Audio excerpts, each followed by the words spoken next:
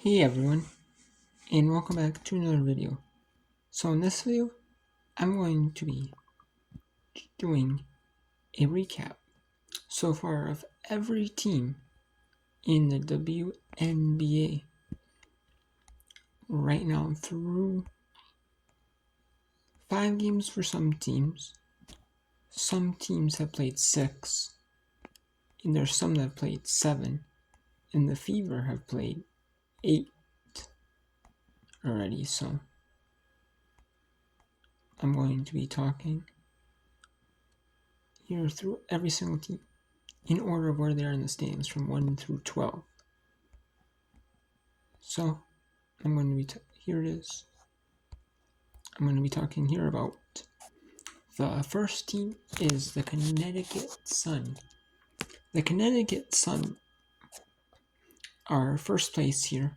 Overall, I'm not doing by conference, I'm doing by overall league standings, as that the WNBA used to do conferences, like the top 4 teams from the East, and the top 4 teams from the West would meet up, and then it would be, but then sometimes one conference was stronger than the other, and you actually led teams that were like imbalanced, like teams that deserved to make the playoffs didn't, just because you're in a tougher conference, and which I like, 1 through 8, make the playoffs regardless of conference. I think I like that,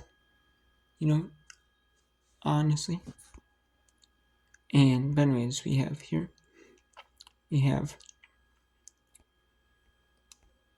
the Connecticut Sun. Let's talk about them. So the Connecticut Sun are 6-0 to start the season. They are a really solid team here. They have Bree Jones was injured to start last season, but she's worked her way back into. She's on a minutes restriction. She's not fully in the starting lineup yet, but she's played in, in game action through the preseason, like the scrimmages and preseason. Got some work in then, and in like the training camp, and then in this some of the preseason games got a little work in. Maybe got a few minutes here and there, and then also got some time. Has been slowly getting build up time through the regular season, and it may go on by what the trainers feel. Bree Jones how Bree Jones feels, and how the Connecticut Sun trainers feel, and then Coach Stephanie White has been going based off that,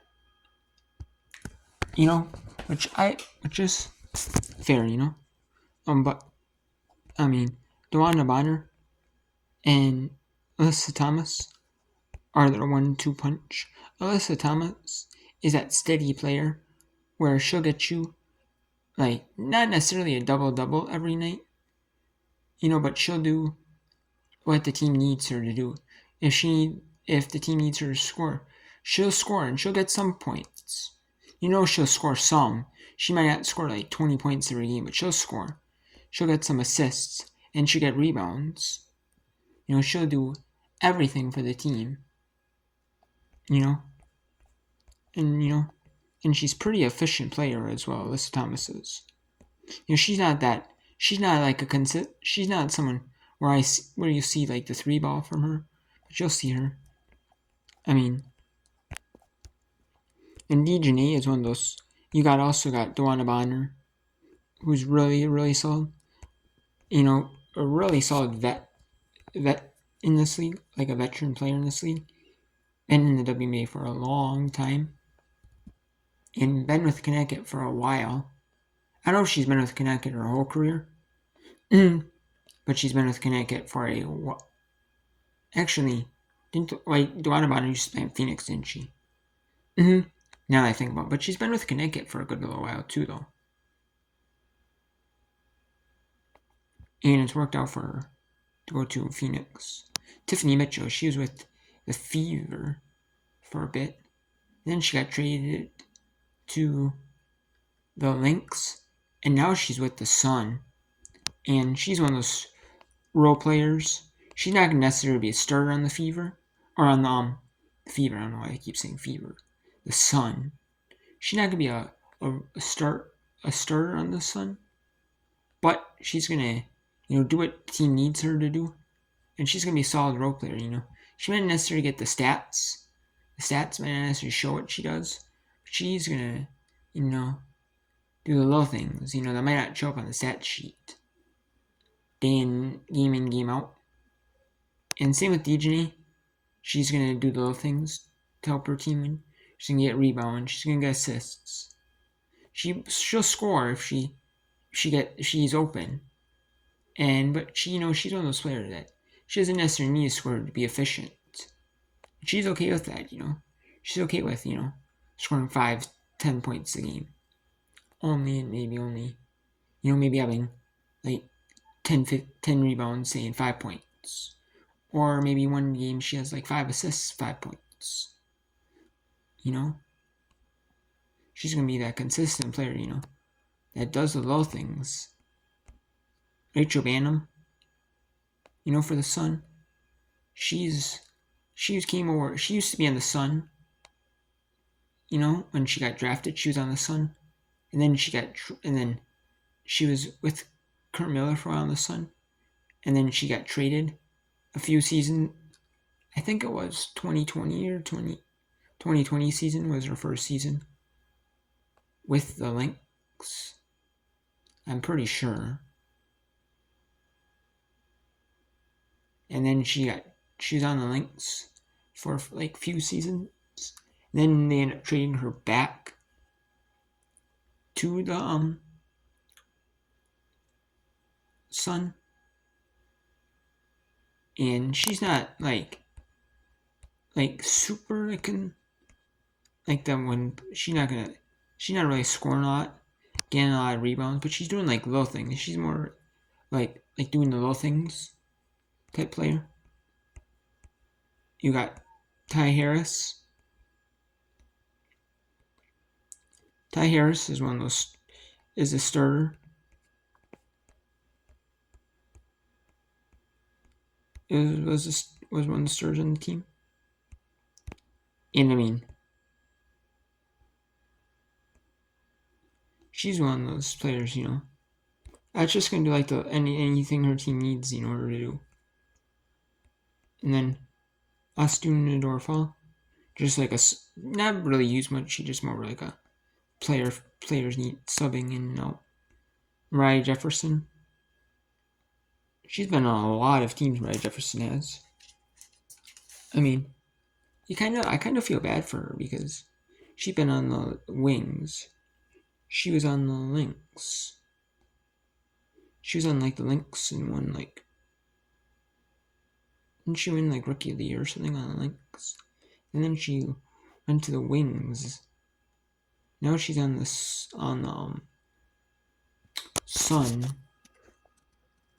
She might have been on another team too, but she's been on a good, or maybe she was on was she on the Mercury? I can't remember though. She's been on a fair number of teams. In this league, she is not like found a consistent. She hasn't found her consistent footing. In the league, just stay on a consistent. She's a good player. She just hasn't found like a super consistent team, because teams find her and then they say, oh well, we found a different player that can fit your role. We'll trade you. And it's kind of this like, Olivia Nelson-Ododa. She's a solid player. She's like a solid like role player. Do what the team needs her to do, whether that's scoring, assisting, rebounding, defense, steals. She's more like a steal, like a defensive pest. Queen Egbo, not really utilized much. She's kind of a shame. She was,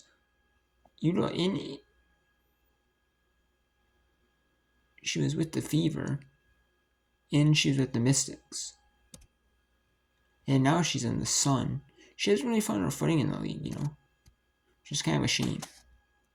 But overall, the Sun this season have been really solid this season. The Sun have. The Connecticut Sun have. The Sun. are 6-0 this year. The Sun are 6-0 this season, and they've been a really solid team this season. They played 6 games. They beat the Fever 92-71. They beat the Mystics 84-77. They beat the Fever 88-84. Then they beat the Lynx, a really solid Lynx team, 83-82. Beat the Sky, who have been proven at the Chicago Sky, which have been surprising, 86-82. And they beat Phoenix Mercury 70-47 in an embarrassment. They embarrassed the Phoenix Mercury. So that the Sun have been doing a really solid game. Sun have been a really solid team, they've been really solid, and they've been playing like really, really good team. Been solid in offense, solid defensively. They're a solid all-around team, and they got the players. Not solid offense, they're solid defense. That's what you expect, from a good solid team.